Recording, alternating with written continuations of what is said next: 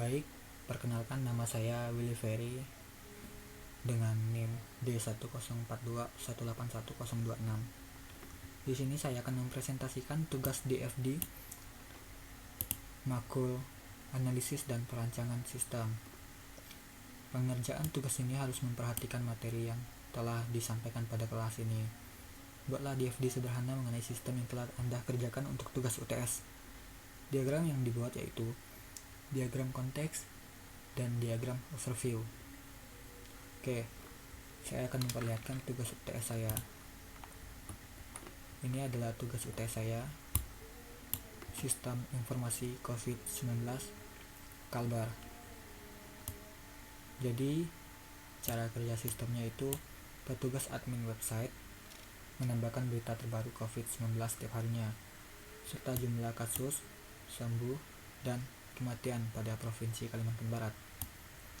Sehingga user yang melihat website tersebut bisa mengetahui informasi terbaru tentang COVID-19 yang ada di Kalimantan Barat. Oke, saya akan memperlihatkan tentang DFD yang telah saya buat ini sesuai dengan kasus yang UTS saya buat. Pertama-tama saya akan menjelaskan tentang DFD konteks.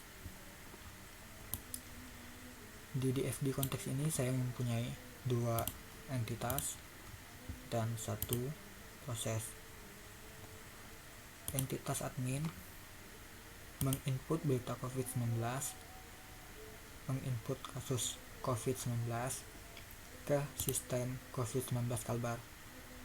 Nanti proses sistem ini akan memberikan data berita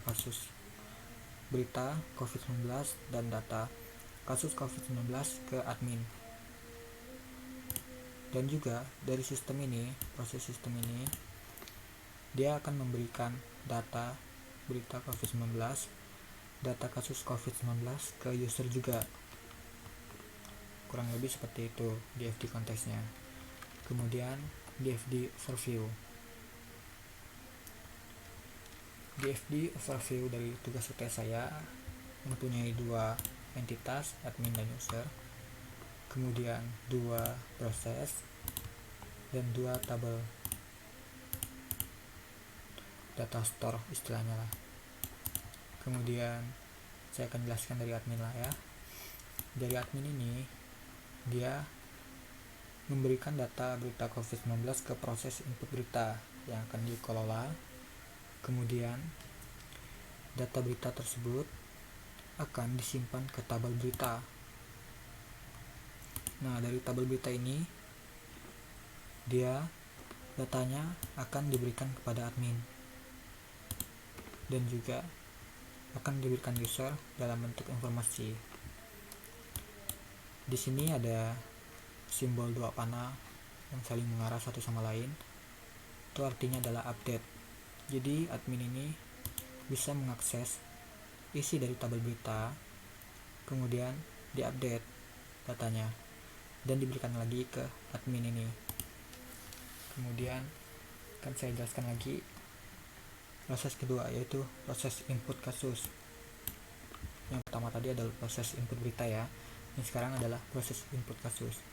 Dari admin ini akan memberikan data kasus COVID-19, kemudian diproses di sini, proses input kasus.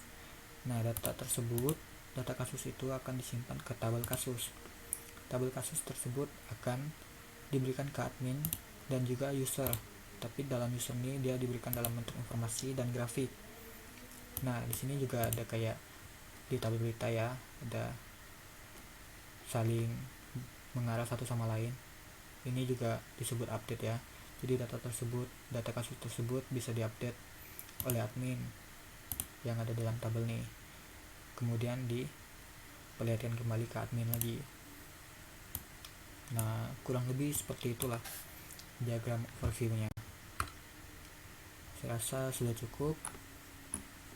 Saya ucapkan terima kasih atas perhatiannya.